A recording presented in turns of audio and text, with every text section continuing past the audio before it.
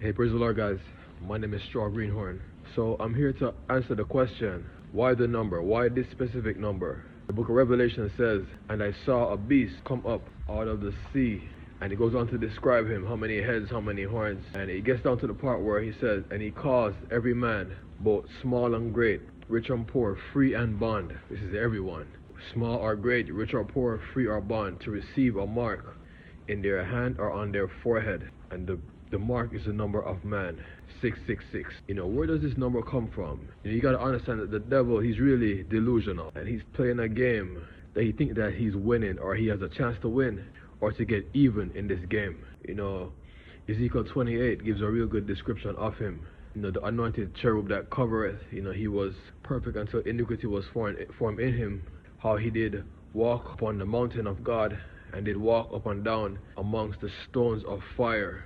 Jesus himself said, I beheld as I saw Satan fall like lightning from heaven. Revelation also says that, and I saw the dragon, and his tail drew a third part of the stars. So, this is where it basically comes from.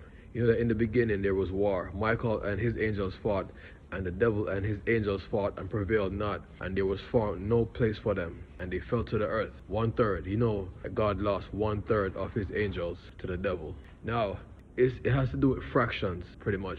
What is 1/3? It is 0.33333. If you subtract 1/3 from 1, what are you left with? God was left with 2/3 of his angels. That's 0.6666667. So that's where the number comes from. Now, you got to understand what the devil is saying. He wants to be God. When he couldn't be God, then he's fighting.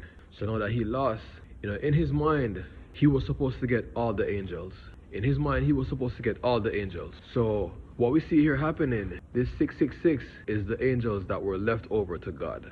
And in his mind, he's going to get them one way or the other. So enter human beings. When people have certain animals like cattle, they often brand them, which is, they get the hot iron that has, some sort of writing that when they put it in the flame and then they put it on the animal, it puts a permanent mark on their skin. And that's what he's doing here. Because, in the old days, like in the Western movies, you'll see them do it. So nobody can steal your cows and say that it belongs to them. Because, they'll see the mark there. And if the mark has been removed, then it'll be obvious that the animal has been tampered with.